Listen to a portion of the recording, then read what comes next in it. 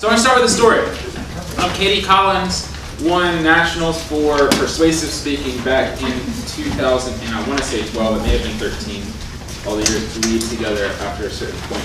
But she gave a really awesome speech about, in the homeschool circles, the cutting suicide, bulimia, and causes of that with parents and kids and stuff. And on nationals, it was very well done, handling of a difficult subject.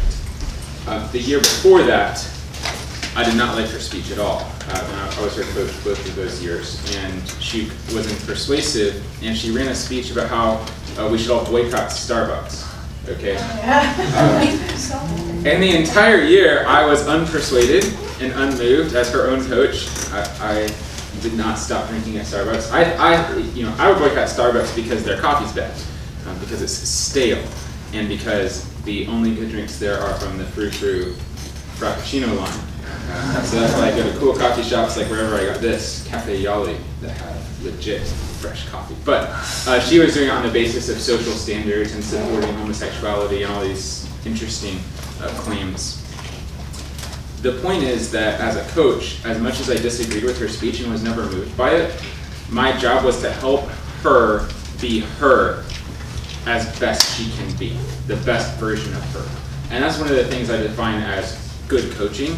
Good coaching is not making someone be the best version of you, but good coaching is making someone be the best version of themselves. And so when we think about giving each other feedback inside of club and at tournaments, which this talk is about both, we really need to think about not trying to push someone to be more like us, which sometimes is a temptation to live vicariously, or sometimes it's just because you feel you see the issue more clearly. And the reason is, what we're trying to do in speech and debate is cultivate skill. And skill is something that's repeatable, so that the next time they have to give a speech like this in the real world, for a business meeting, for a college professor, for a conversation that happens impromptu, for a discussion that they have, that they're able to repeat the skill that they learned. And if you're just feeding them information to think differently because you already think differently about the same subject area, you're not actually cultivating skill, you're swatching. And that's one of the most difficult parts about feedback. It's the whole butterfly and cocoon problem of you really want to help in so many ways, but when you're giving feedback, you need to only help in some ways so that the speaker learns to overcome and grow.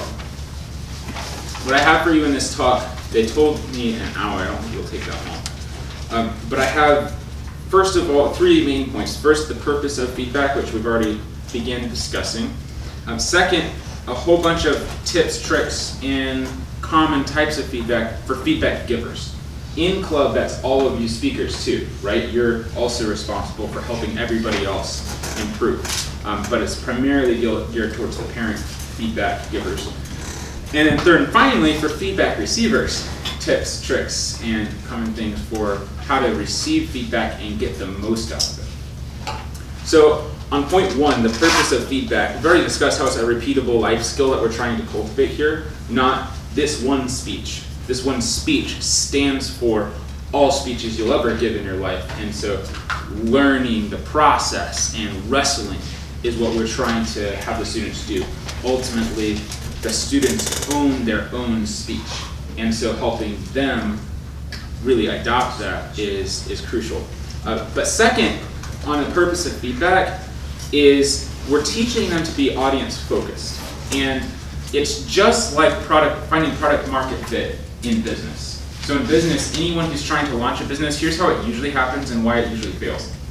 They sit in their bedroom, like much of the debaters do with their cases, and they dream up, this would be really cool. What if we had an app that could count all of the words that was said in a room and tell you who said which ones and report a graph? That sounds really cool. That actually does sound really cool to me. But once you have an idea, you don't just go build the idea, because then you fall into this pitfall of having spent all kinds of resource on something that sits on a shelf and no one ever uses. And what good businesses do is they have concepts, but they flip it. And they say, what does the audience who would use this product have as a problem that this product would solve? Why would someone buy this product? And that's the concept of finding product market fit. It's an extremely long process. It involves interviewing, usually, lots of users. So at my business startup right now, we have a product focused on teams of soccer coaches. And so one of the things we spend a lot of time doing every week is we're interviewing real soccer coaches. We go to the soccer convention, we bump into 5,500 of them, and we all have, every one of us staff have a bunch of questions that we're trying to ask and learn from them so that we can tailor the product, which we think is cool and we built for ourselves, to find real product market fit with the buyer. That's what you're trying to do with a speech. You have a concept, you have a product, but you have to refine it over and over and over through all kinds of different perspectives to identify product market fit for that speech so that it can truly excel and have the impact that you want it to have. Because at the end of the day, communication is not about you saying just what you think. It's about you identifying what kinds of audiences they are and actually moving the audience. So a speech, fail or success, is not on the basis of did you get the words out, what we often think of as communicating. A speech's success is did it have impact to the audience, which is funny. So when I was consulting with a General Electric company one time with their head of communications, we had this huge survey of 5,000 marketing people globally for GE. And I didn't know this. GE has all kinds of different business units, everything from General Electric finance to General Electric, things you would expect, oil and gas to General Electric automotive, refrigeration, medical. Like they have so many businesses, and each one of those has a chief marketing officer. So anyway, what we noticed when we did all this surveying was that all the people with the role, there were 4 roles surveyed, all the people with the role communications specialist or communication lead said on average 4 to 6 times the amount of words in responding to a survey than anyone else. And what we concluded was sometimes the persons who want to speak the most accidentally end up in the speaking roles. And usually the opposite is true. You usually need to have the people who are the best listeners find their way into the communication roles, because the people who like to talk the most just say words. And they're not actually seeing does it have the impact on the audience. They're enjoying and relishing how many words they get to get out there. They love being communicative. And so it's a very counterintuitive approach that you sometimes need to take, and that's the same thing with speech that we're trying to unlock, is that it's not about the words that in the speaker's mind, it's about, as classical rhetoric would say, moving an audience. And so that's where our feedback comes from. Are we moving the audience or just giving a performance? Lastly, for the feedback givers on just the purpose of feedback, we want to meet each student where they're at. And so we have to be really good at identifying this speaker is going now, and based on their apparent skill level, desire for the speech, motivations, things that they've said, I can push them in this direction. But if a different person were to give the exact same speech with the same flaws, I wouldn't even say those flaws, I would say something completely different. It's hyper-individualization, because each speaker is different. And so we're not trying to give people templates of improvements that they have to make. Instead, we're trying to say, what is the improvement this person actually is capable of making? So we're trying to find individual large steps and meeting each student where they are. But there's a famous equation that I like to use when discussing coaching. It comes from the book, The Inner Game of Tennis. And it says that your performance, what you actually do, is your potential, stop whispering please, you can ask me questions though, minus interference. Like crying babies in our mind. What you actually do in life tends to be the potential that you have after it filters through the interference. And the interference can be everything from self-doubt, lack of confidence, to lack of research, to caring too much about what others think, to not being bold. There are any numbers of interferences. And the greatest coaches in the world in business, this is from a guy, what's his name? Miles Downey Jr., I think. He wrote a book on coaching, and he runs a coaching school in London. So he says the best coaches in the world attack interference. And as feedback givers, that's what we're trying to do too. Is we're trying to say, what is keeping this person from their potential? But you can't do that unless you're trying to accurately identify their potential. And that's always individual, and it changes at an educational environment, because your potential at age 13 is different than your potential at age 18. If that makes sense. So you're always trying to, as the feedback giver, say, well, what is this person really capable of? And then the feedback I give them today, what is one big piece of interference I could remove to help them perform closer to their potential? That's successful feedback, if you do that. If they walk out committing to remove some piece of interference in their way. For students, something that you should do is have an actual objective in mind. We call this hypothesis testing in science, and it's actually called that in business too, in the lean startup methodology, where you say, we have 4 or 5 hypotheses that customers would like this, and that they would not like this, that if we phrased it this way, more people would go that direction than if we phrased it that way. So many communications hypotheses. If we have this kind of website, people will do this. If we have that kind, they will do this. So you form a hypothesis, and then you can test it. What many people do that's very sloppy is they just start making websites. They just start communicating. They just put together the button or the paragraph or the blog without saying, well, what is the expected result of that? Because how do you know if you succeeded or you failed? And as communicators, we should come to each. You're going to improve your speech so many times over the course of a year, but you should come to each moment being able to say to a judge or feedback giver, student, parent, here's my current hypothesis. You're always exploring a hypothesis. That this example is more persuasive than the other example. And at the end of the speech, you ask, did you find this example or that example more persuasive? So you're collecting the feedback to test your hypotheses. You have a hypothesis that this is the better intro. You have a hypothesis that you should actually be quieter most of the speech, even though it's a dramatic speech, or that being funny half the time is actually going to increase the power of the dramatic moments of your dramatic interpretive. Those would be the types of hypotheses that you have, and whenever you're walking into a round to get some feedback, whether you communicate it before or after, it's a judgment call, because sometimes if you tell somebody beforehand, then they're listening a little too closely to it, and that's not how your competitive audience is going to see it. So oftentimes you want to save it, but make sure you're asking about that at the end.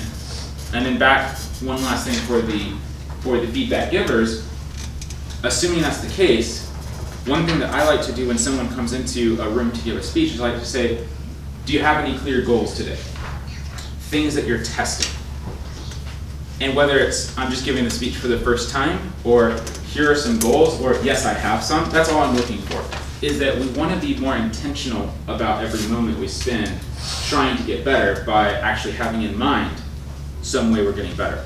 As the year goes on, we'll get feedback, and we'll start having hypotheses around repairing. Last time, people told me this. On my ballots, people have said this. I'm doing something to address it. My hypothesis is that that will work. And that's what your hypothesis becomes later and later in the season. It just really mostly becomes that. It's about refinement. So you want to be disciplined about your approach towards getting feedback, and your mileage is going to increase dramatically. Those are all the kind of purpose of feedback concepts I had to share with you. Do you have any questions about that before we move on to some tips and tricks?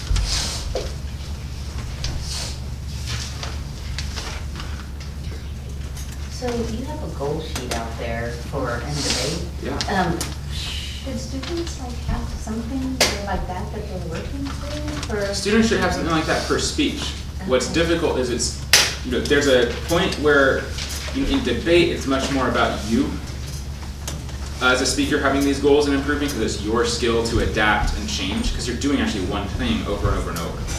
But in the speeches you have maybe 3 or 4 different events.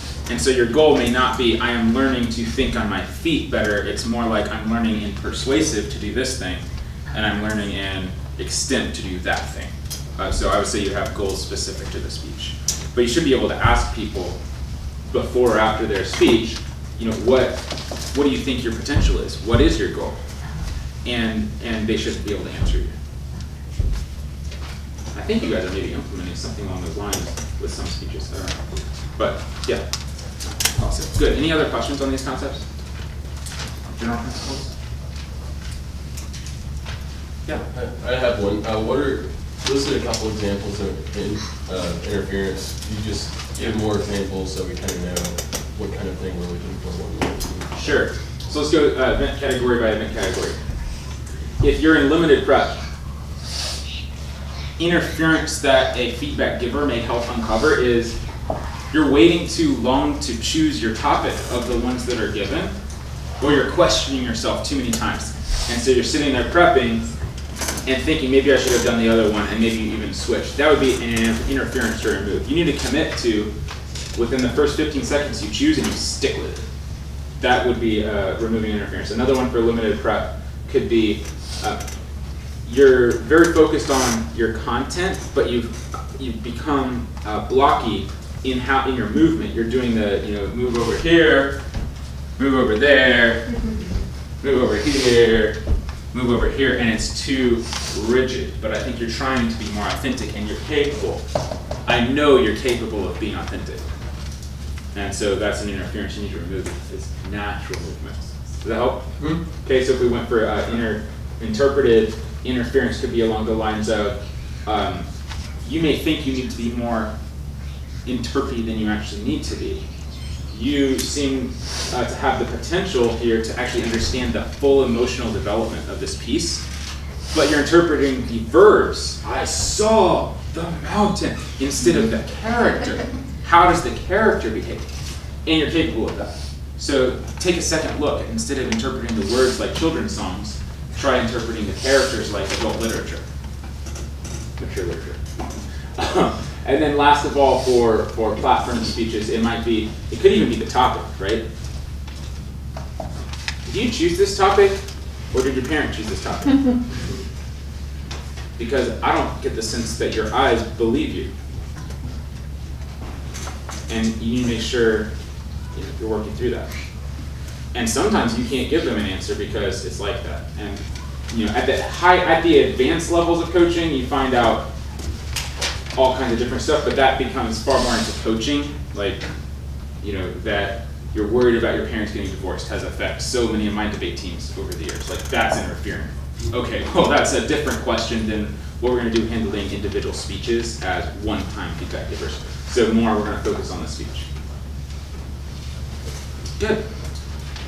Okay, so tips and tricks. Let's move on to point 2. For feedback givers, some common sorts of things to say or write that really tend to help people. First of all, you have to start with an empathetic attitude. If you were giving the speech, what would you want to hear? If you just stick to that, I promise you your feedback will probably be high quality and very useful. If you were giving this, because here's some things you would not want to hear. Good job, I really liked it. Because you don't know why. What particular things did you really like or dislike? What was forgettable to you? Because you just like this one thing. That's far more specific. So if you put yourself in an empathetic position, you're more likely to say, oh, I wouldn't really find this high-level feedback valuable. I would like somebody to get a lot deeper with me because I'm interested in improving. So that's kind of the principle to go at. Another flip side of that, though, is would you want to receive, here are my 25 ideas that I read on WorldNet Daily for how to think about this topic area better. You should have known about this about ISIS and that about the weapons of mass destruction and this other thing about science that I know. And then you're like, the mental dump is happening from the audience's perspective. And if you turn the tables around, you wouldn't want to receive that. You wouldn't want to be trying to work on skill, go up and give a speech, and then hear somebody say about 25 things that you didn't know and couldn't have known that they did. That's not really helping your skill. So empathy is the attitude from which we come, and that's sort of the guideline. Then the second is you've got to relax a little bit. Sometimes feedback appears dogmatic, even though it doesn't. You don't actually think it is, because it seems far more like this is what you should do. And instead, this is what I think you should think about doing. This is what it seems to me you should do. Just make it slightly more subjective, because first of all, that's the right position to be in. But second of all, remember that all of these folks are coming of age, and so your voice as a parent has some authority baggage with it, while you're also trying to teach and coach and give feedback in this moment, which is a little different. And so if you're stating your voice a little too strongly, then they won't feel like they can engage with you on that. Because, oh, that's what I'm supposed to do in your mind? Okay, fine. And they'll think whatever they want to think about it, but you'll not be able to create a moment of interaction. Whereas if you say, I think maybe it would be better if you consider something like this, ask a question. Have you thought about that? Did you intentionally choose this for another reason? And then you create a dialogue instead of a defense. So you need to especially be careful with the language at this age because of the authority issues that come along with parenting. Next. I kind of already said it here, stick with what you think the student is capable of. One of the checks you can give as you are giving feedback is to say, do you think you're capable of that, or is that too far? And sometimes you'll see the eagerness of, oh yeah, of course I'm capable of giving eye contact better. That's not even frightening to me. And sometimes you'll see, whoa, the feedback you just gave was maybe a little past their current capability, and it'll help you ratchet up or down. So you ask these questions to gauge commitment to the feedback you're giving. That's a good thing to do. Now let's go to some really specific types of things that I like to do. And I guess everybody knows about sandwiching feedback, positive, negative, positive, negative not meaning negative, negative meaning how to improve, constructive. But if you look at each speech, I have two frameworks that I like to use to give a whole pile of my speech feedback from. One framework is the 5 canons of rhetoric. So I'm always looking at each speech from these 5 canons. Who remembers the 5 canons? Because we've gone over it like 3 times at different places. Anybody remember them? 5 canons of rhetoric. Kingdom, 5 genus, species, 5 kingdoms of rhetoric. Do you remember any one? One of the last ones is delivery. Invention. Yep. Good. 4 is delivery. 1 is invention or discovery. Organization. 2 is organizational arrangement. Good.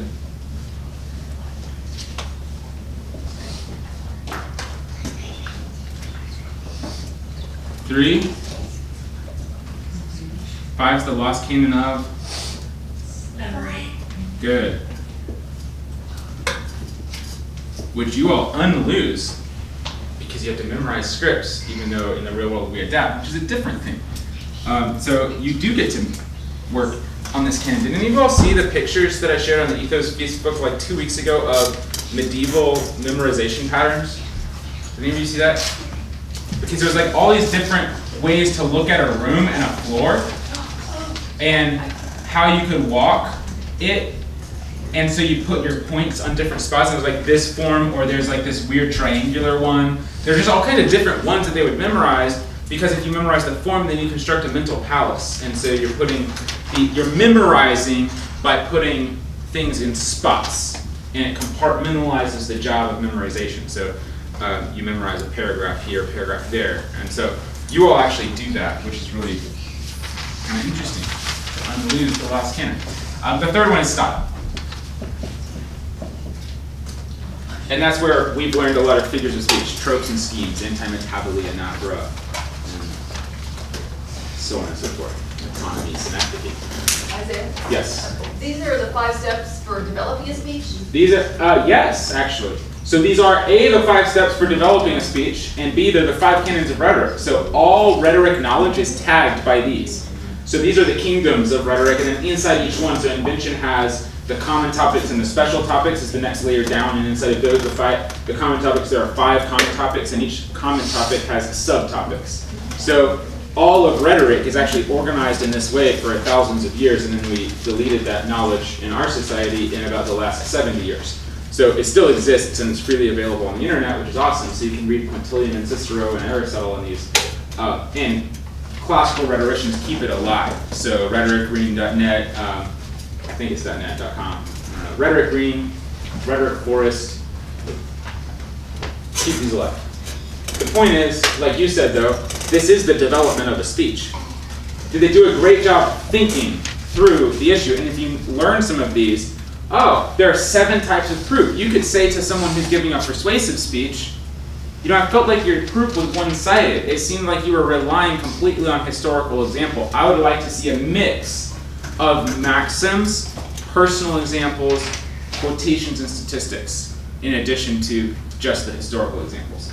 That would be something that you would be able to prompt yourself with as a feedback giver because of knowing some of this. So I am finding myself regularly, I rarely judge at tournaments because I'm a coach, but if I do judge, I end up writing, here are 5 figures of speech that I could make off of your speech, and I heard 0, and I suggest you get this book, 60 Ways to Turn a Phrase. And that would be a regular piece of feedback that I'm always giving. So these can prompt. Delivery, you all know this already. You tend to divide into verbal and nonverbal.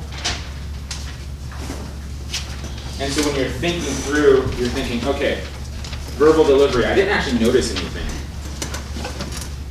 Maybe they could have used their tone or pitch, or volume, or created a huge pause to make me lean into the speech. I didn't really do that at any point in time.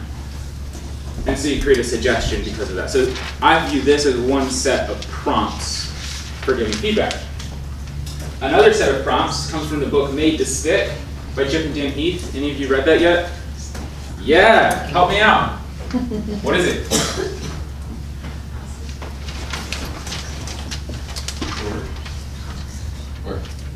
Surprise. Surprising is unexpected. Yeah.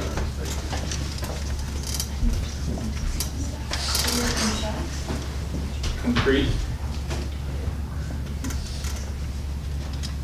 Credible. Emotional. Story.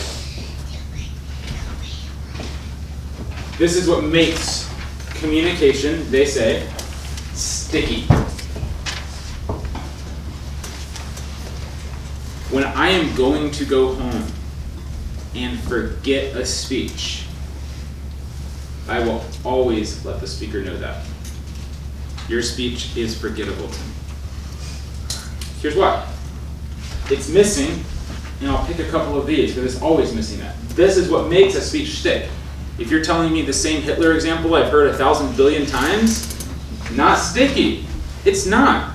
If you're but you can tell me something I never knew about Hitler before and actually create a sticky example.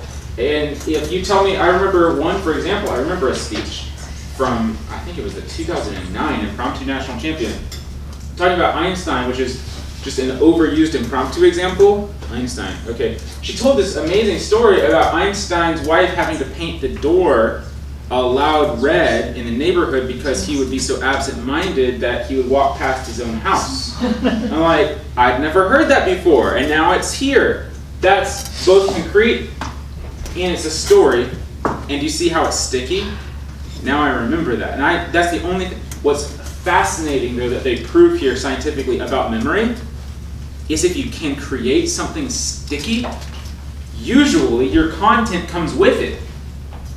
So when the speaker does a good job of telling you some emotional story that's concrete and it sticks with you enough that it's, my criteria is you go to the judge's room and you tell somebody else about it. That's the definition of sticky. Did you know? I just heard in this speech somebody said, that to me is that is sticky. So if that happens, then they have achieved this and you're going to remember their content. You're not just going to remember that story, but you're going to remember what they actually said, which is amazing. And so they proved this with one of the examples that they used to prove this was it was this class, and they had a bunch of people say statistics, and then a couple people say stories and statistics, and then they watched some funny YouTube videos, and then did a memory recall thing that the people didn't know was coming, and like 10% or fewer of people could actually remember the statistics that were just told as numbers, but something like 60% of people could remember the statistics that were told with stories, because the stories served as the mental library shelf, and the statistics live on it. So we have to be so this for me is, and now I'm starting to teach speech instead of critique it. I'm trying to say that this framework is a really good framework for providing speech feedback. I just didn't feel that your story was credible enough.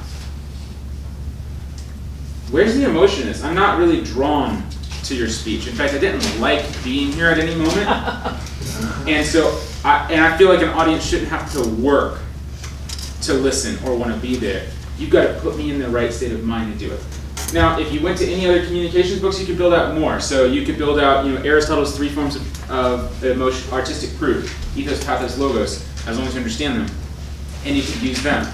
So if you knew Aristotle's rhetoric, you would say things like, well, putting the audience in the right frame of mind, he talks about 17 different emotions and how you can actually change someone's frame of mind using these different emotions. I didn't feel you were very intentional about the frame of mind that you put me in, but I think you're fully capable of figuring that out. What emotional state do I need to be in to be persuaded by you? So do you see how that's a prompt from other books? So if you have other communication theories or books or whatever, great, use them. Military communication, the bluff, the blim, and the blob, direct writing, whatever it is. But these are the 2 that I find myself coming back to the most. You had a list one time on evidence, the different forms of evidence. Yes. Would that be appropriate, like when they're Yes. giving, would that be under? That is under invention, Okay. and it's under the 5 common topics. It is the common topic of proof / evidence / testimony, depending on how you translate the words. And then it's the 7 types. So that is where it comes from. Yes. So what are like 4 of the books that you recommend that you're mentioning? So Made to Stick is the best one. We already know that. And if anybody doesn't know, that's on CD, so you can listen to it in the car. Oh, Alright. it's on CD. Yes, it's on CD. So you can drive back and forth to debate a few Right. times and knock it out. It's also really an interesting read, right? Yeah, it is. Like, Yeah. it's one of the few books. This is what I can't stand about Debaterland, is that the debate theory books I read when I was in debate and the speech books were so boring. Like, you should be a good communicator while you write, right? So this one actually is. And then what's a couple other books you might recommend? Okay, 60 Ways to Turn a Phrase is one of my all-time favorites to recommend by Arthur Quinn. And it goes through 60 figures of speech, and it's pretty hilarious too. And it's only that big. Has anybody read that yet? We started it. Yeah, Which one? bought it. That part. Which Yeah. one is it? Bought a couple of them. 60 Ways to Turn a Phrase by Quinn. Yeah, it starts with a Zuma, I think. And then there's those are the most accessible ones. What did I say? Military? Oh, I was saying if you have in your own past, Oh, okay. you learn this. So like my dad, it was career military, so I know some the bluff, the blim, and the blob and direct writing that has spoken to me, but it shouldn't speak to you. I'm trying to not overwhelm you, so you don't want to learn every communication theory out there. You do want to have a couple communication theories or frameworks so that you can prompt the students. And was direct writing a book or something, or is that No, it's actually a military communication style. So Okay. when I was working on country study handbooks for the Marines, the style guide's principle was, direct writing, you write at the 10th grade level or less, even no matter what you're writing about. And so that was difficult. Short sentences, simple sentences. But it's a good concept because you remove all fluff, all adjectives that just disappear. You speak short, blunt sentences like I do. And it's abrasive to some people, but Marines need it. Now I'm thinking of Marine jokes. An example of like, A Marine joke? No. Yes. All bad.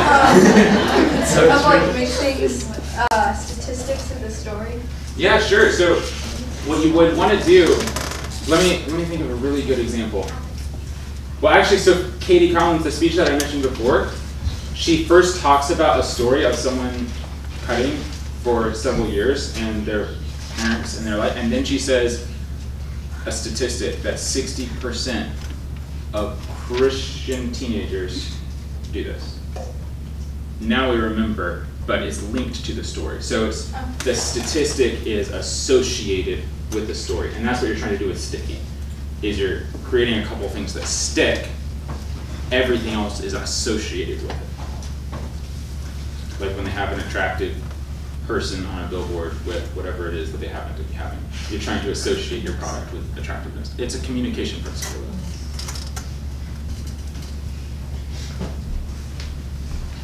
Okay. Oh. Story arcs. Does anybody know about story arcs in here? Yeah. If you know about the literary idea of a story arc as is used in novels or movie writing, then you would use that here. And so you could say, well, this is what happened. And I've actually seen some really awesome ballads that draw the arc of your story. And I'm like, that's all wrong. It needs to be like this.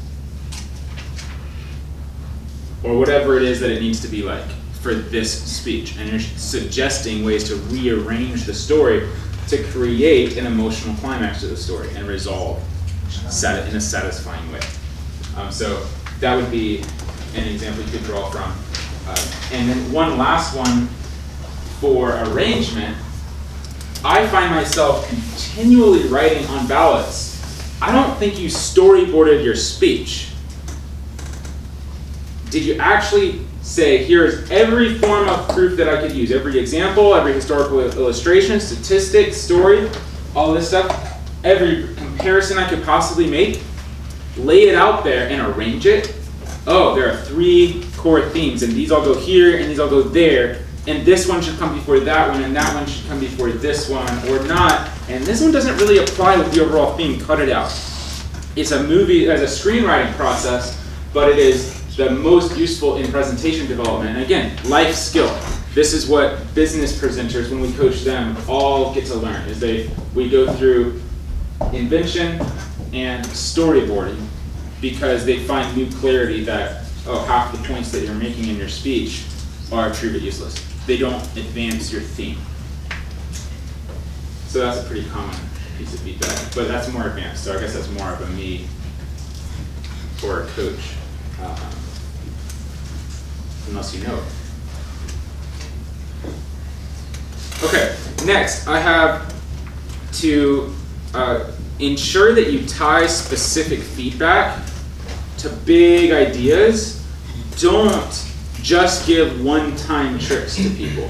So if you say things like, you should raise your eyebrows at this moment in your speech, that's not really helpful in a feedback sense. You're probably right? You're probably right. And that's what's difficult about giving feedback. You want to, that's an example of a point. What's the point that you're trying to teach them there? Well, the point is that you should think through more intentionally, use of facial expressions throughout key moments of your speech. For example, I think at this moment would be a good moment for such a thing. Do you think you can do that? Do you see, it's the same feedback, but it's not at a just do this thing. The do this thing is an example, an illustration of learn this thing, try this thing, experience what it tastes to improve and change. That's where we're trying to come from. So anything that you feel is specific, tie it to an overarching principle that they can learn, because that's what creates repeatable life skill. Okay, then this is difficult because sometimes you don't know, and it's okay to admit, but don't give feedback that doesn't end with a suggestion. So when people say, here's a bunch of problems, here's the problem I have with your speech, here's the problem I have with you, Whatever it is that they say their problems are, never stop there, because first of all, it's really discouraging, and so the feedback on you as a feedback giver is you're not helping. But problems beg solutions, and you need to be able to articulate a solution before you really merit being very strong about a problem. But if you want to say that there was some problem that you don't know how to fix, say it extremely softly. Like, it seems to me that I sensed some sort of this issue. I don't really know how to fix it. That seems like a really difficult puzzle.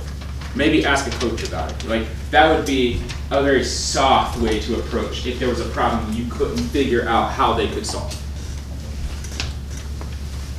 Okay, then last, oh no, I have two more in this section, okay, for feedback givers. Let's go through the different speaking events: platform, limited prep, and interpreted. For example, some common things you say.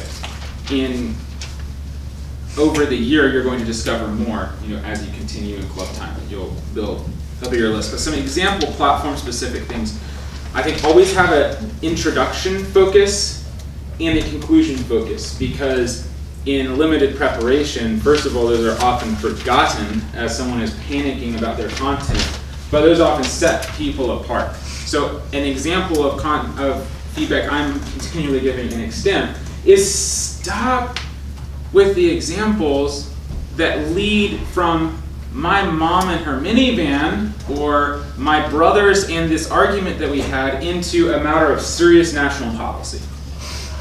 Because it shows that you don't have a context beyond that experience. And actually you don't. You're reading about this in articles, right? But you need to. So try to say, what would a policymaker, how would they introduce this speech?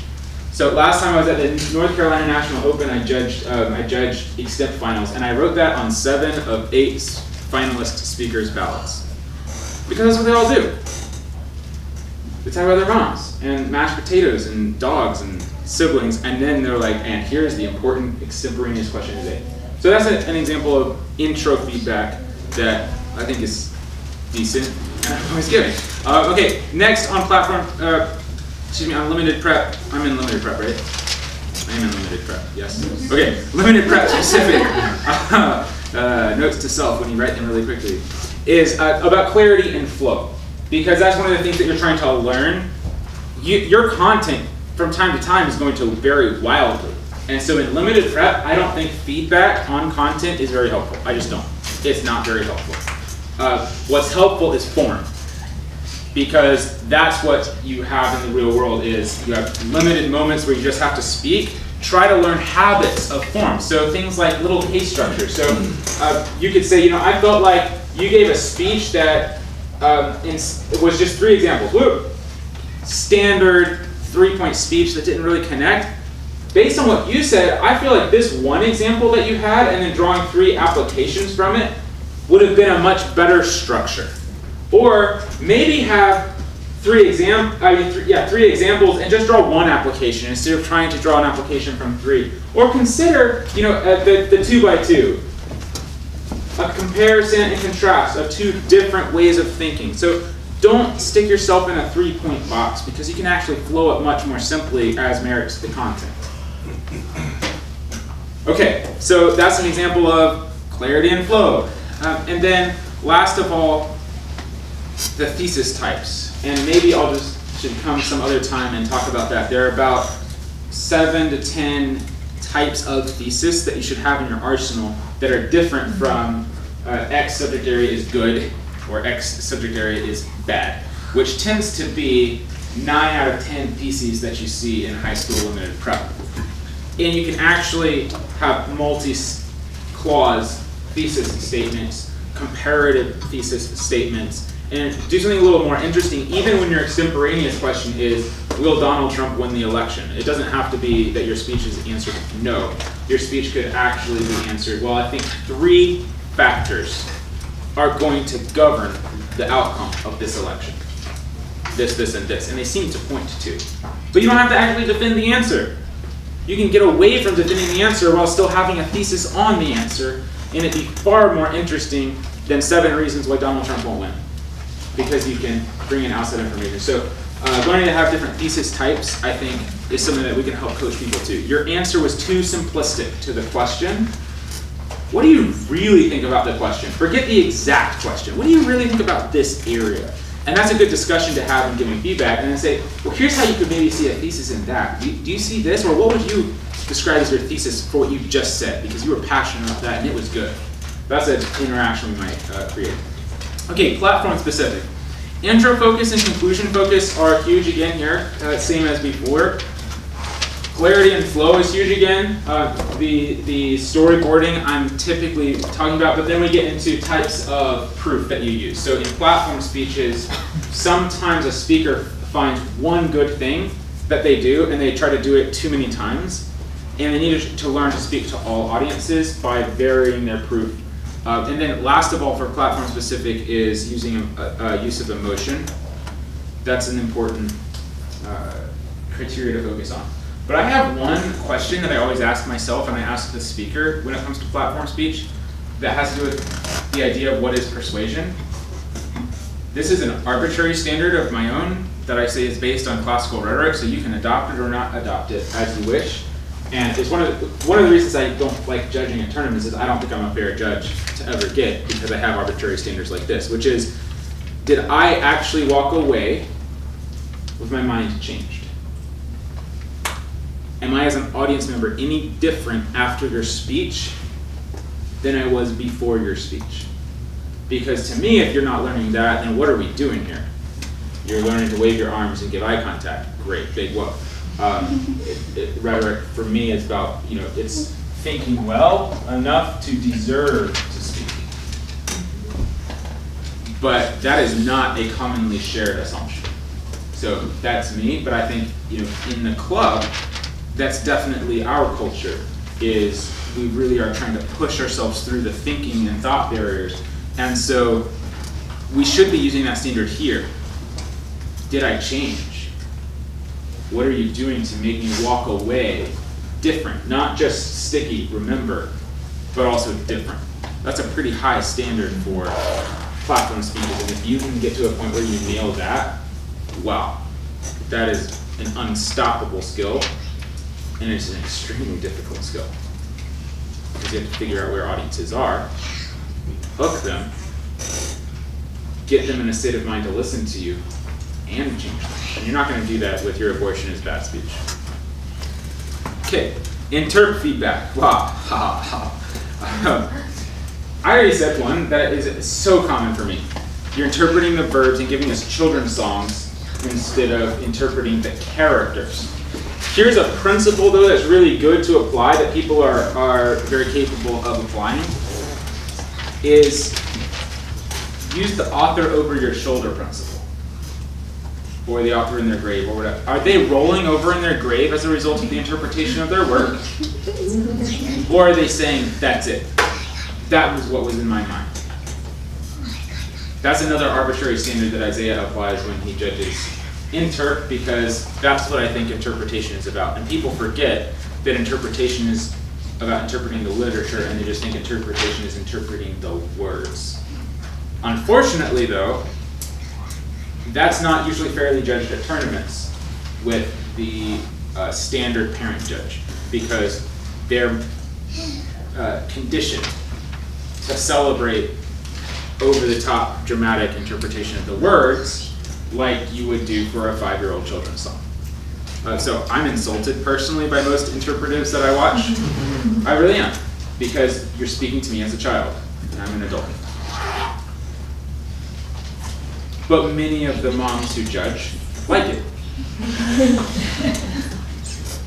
Okay, so the author over the shoulder principle, I think, is a great one. And then last of all, what's the purpose of your interp? I think coming over the course of the year, coming to a really solid answer on that is a really important growth step. To be able to say, this is the purpose. It's like, this is the purpose of my company. We help athletes from stats that matter to coaches. It's your elevator pitch. What are you trying to do with this? Or is this about you having fun? Because many times the speakers, I think, enjoy more the fun of speaking than they're thinking about their audience. And this is why duo impromptu was a silly, silly event. Did you guys have never seen duo impromptu? So NCFCA had duo impromptu. I qualified to nationals in NCFCA duo impromptu. Woohoo! You get these 3 topics, and then you and your partner have an impromptu time where you have to manage all 3 topics in a duo impromptu. It was uproarious for all of the students, and a boring waste of time for all of the judges, as you can imagine it might be. Because sometimes the speaker is more in love with the story they have than their audience. And so I think being able to articulate the purpose of your interp is an important way to love your audience. Okay, last. Ballot feedback versus in-club feedback. In addition to everything that we've said so far, which I think is very in-club feedback, the couple things that I suggest adding to a ballot are, first of all, why your rank versus the other person above and the next person below. So every time I write a speech ballot, at the bottom where it says something like reason for ranking, I will say the reason that your speech was ranked below the person above was because they used stickier examples, clearly had storyboarded, had a better theme, didn't talk to me like a child, whatever it is, the one thing that they could achieve to move up. And then this is the one thing that really sets you apart from the person below. They don't have to know who that is because they don't get to see who my ballots are. They don't ever see my ballot rankings. I'm trying to help them see how to grow, and this is the one thing you did better than the person below you. Helps you not throw out a good skill and kind of celebrate a strength. So that's a really neat template to use that I've found students really like. Even if it's a little scary. Students, you would like that, right? Yeah. To know why am I here? Why am I 5, not 4? Or 2, not 1? Then I say these are subjective. Be more perceptive. The difference between speech and debate is that in speech, nobody argues against you.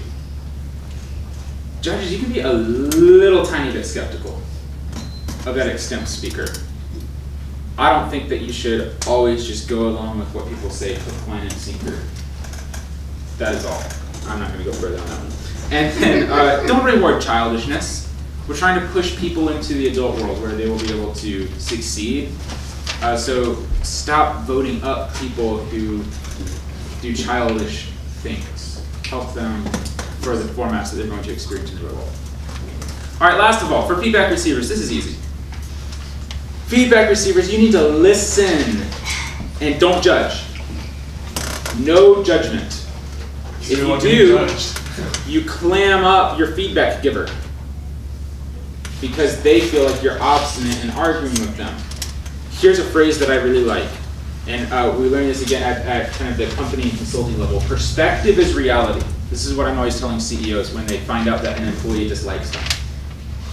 Perspective is reality. You think that their perspective should not be that perspective. And if their perspective was not that perspective, they would think differently. But that is their perspective, and that's why they think that. So don't be mad at the result. That's just a conclusion that follows from premises. So don't, as a speaker, like their perspective is their perspective. You can't argue them out of it. That's what they heard in the 8, 5, 6 minutes that they had to hear it. And you need to treat that as very valuable. Soak it up. Grab all of it. You want that, even if you completely disagree with it.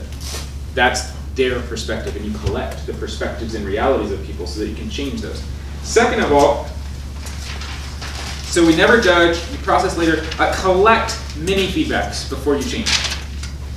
It's a dangerous, in business, it's dangerous to have one customer, one piece of feedback that changes your entire product line. And I have seen this and lived through it where suddenly one client came in who was paying $60,000 a month in a business that was used to charging $2,000 a month for customers. We got a Fortune 500 company. Suddenly, they were 60% of the company's revenue. One customer. We bent over backwards for them and lost our product focus. Absolutely lost it. And for a year and a half, we went off course. That's no good.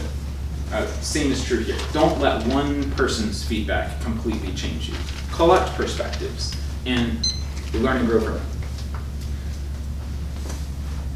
Okay. Yeah, that's pretty much it. So we don't justify ourselves or defend ourselves. We just listen. Listening is a good skill. In Toastmasters, they have an event called, have any of you done Toastmasters? Long time. Yeah, it's a little silly place, but they have a cool event called, oh, what is it called? It's not called feedback, it's called evaluation. So people speak, and then the next speech is an evaluation. So you actually compete as an evaluator how good your evaluation is. And that's a speech event too. So, interesting. Okay, I don't know why I told you that. Any questions?